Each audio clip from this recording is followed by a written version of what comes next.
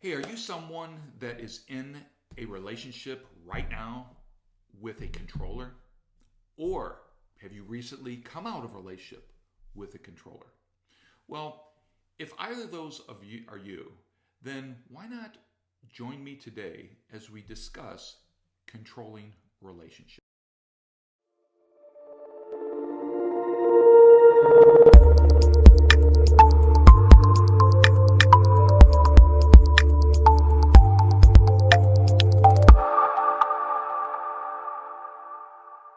Well, hey there, YouTube. Listen, thanks for joining me today. I really appreciate that.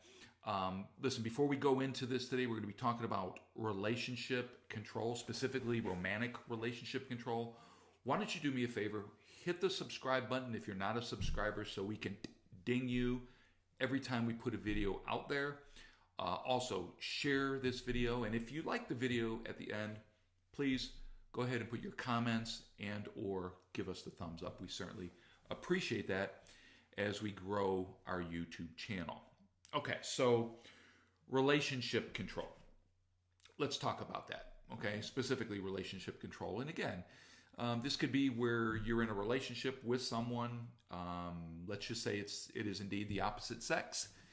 And you're in a relationship, you're dating, you're hanging out, maybe it's a little bit more than dating, you're thinking about potentially getting married, or quite frankly, you are married. Okay, so what is relationship control? Well, we're going to talk about this because there's a lot of different types of controls. There's many types of controls. Controlling family, controlling churches, controlling businesses, controlling bosses, controlling spouses, controlling children, controlling parents. Many different types of control. Well, relationship control, this is the area where probably most people experience the pain and frustration of being controlled. At least this is what we're experiencing in our coaching, specifically our narcissism coaching with people where people are very frustrated, okay? And controlling relationships, of course, very, very insidious. They're highly toxic. They're extremely dangerous to be in. So if you're in a controlling relationship, listen up, okay? Very, very dangerous. But unfortunately, it's not always easy to know that you're in a controlling relationship or you're actually being controlled, typically until you're deep into that relationship. And by that time, of course, damage is done and you're hurt, you're wounded, abused. I mean, you've kind of gone through the ringer on this thing, especially with a nuclear narcissist, okay? But the reason it's not easy to identify, okay, is not because there weren't red flags or danger signs, because quite frankly, there were. But you most likely didn't pay attention to them because you were in the first stage of the gaslighting protocol of the narcissistic controller that is commonly referred to as the honeymoon stage. Okay, this is why you didn't notice it. It was there, but you did not notice it because you were in the honeymoon stage. And the narcissist is using a gaslighting technique. Okay. Now, what is gaslighting? Well, gaslighting, for those of you that don't know, gaslighting is a form of psychological abuse, and it's used by narcissistic controllers to impart a sense of extreme anxiety and confusion in their targets or their victims to the point where they, in this case could be you, no longer trust your own memory, your own perception, your own personal judgment. It's a technique that's very similar to what's used by the military or intelligence personnel to interrogate and subsequently torture, by the way, opposing forces, opposing personnel, okay? Gaslighting is used by a narcissistic controller to emotionally terrorize its target, in this case, you. Now, the honeymoon stage, because again, we're talking about relationship control, the honeymoon stage of gaslighting is where the narcissistic controller or the Jezebel puts on his or her best face. Okay, so everything's looking really good.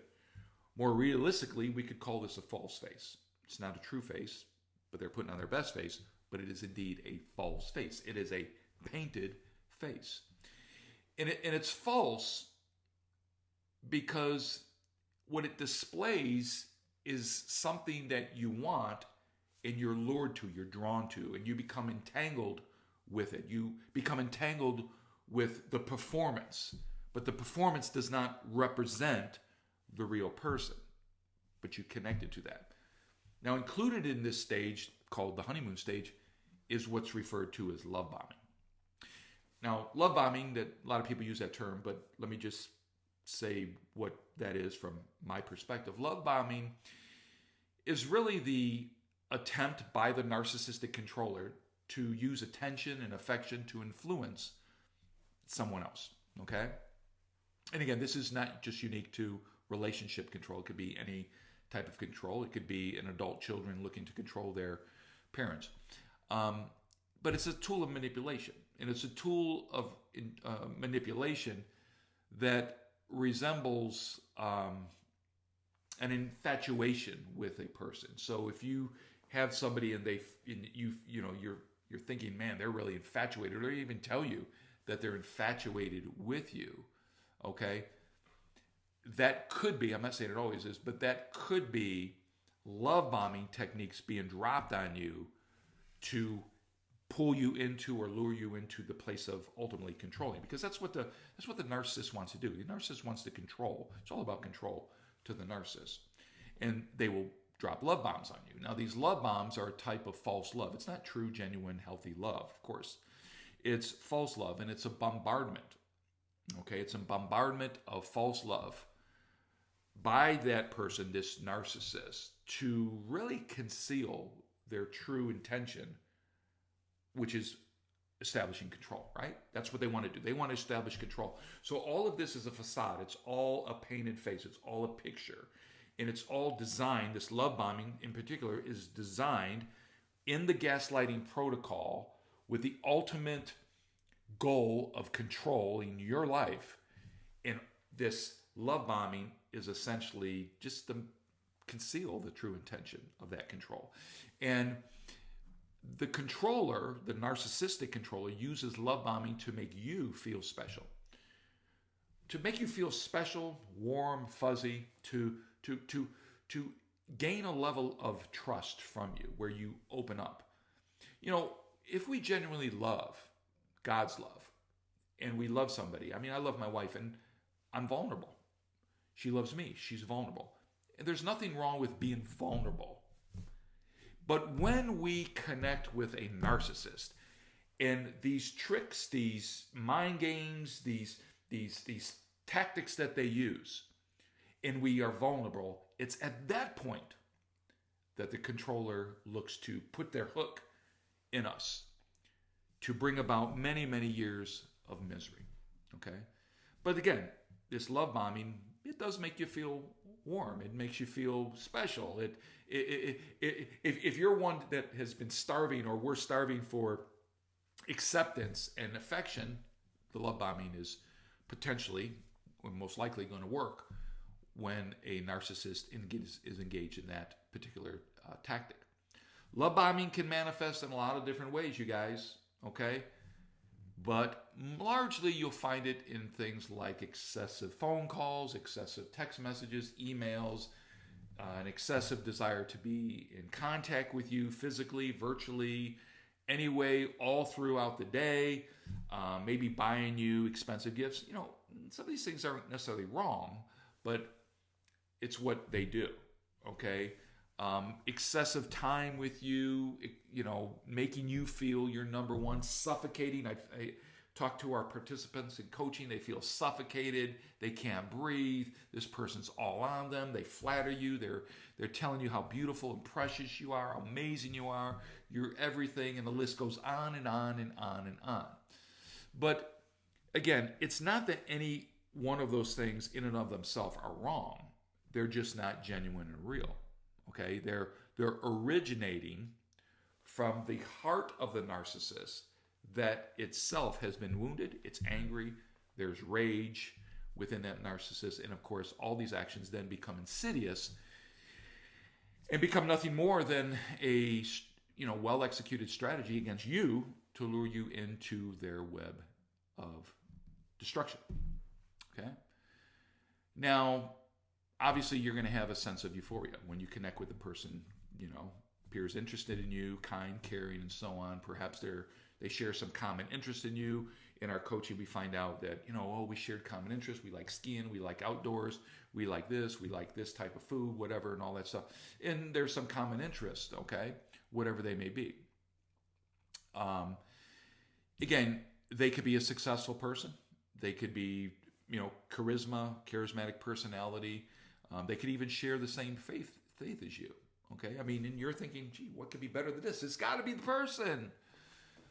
But again, we help people how to engage in healthy relationships. We teach people. We have dialogue with people. We coach people into how to beware, but not be at fear or suspicious of things, but be aware.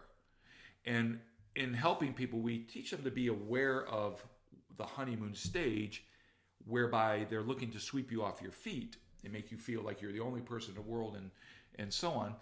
But we also help people to focus in on the danger signs, the red flags, and to ask the right questions. And in asking the right questions, if the response is this, that just raises another red flag. So before people get married, we say it this way. We teach people what to do before they say, I do. And I believe that this is how we're able to help people not only come out of unhealthy relationships, but moving forward, engaging, and ultimately becoming involved in healthy relationships. So again, this whole thing about relationship control is a very, very dangerous thing. All of us in relationships, we should not be controlled. God did not design us to be controlled by anybody.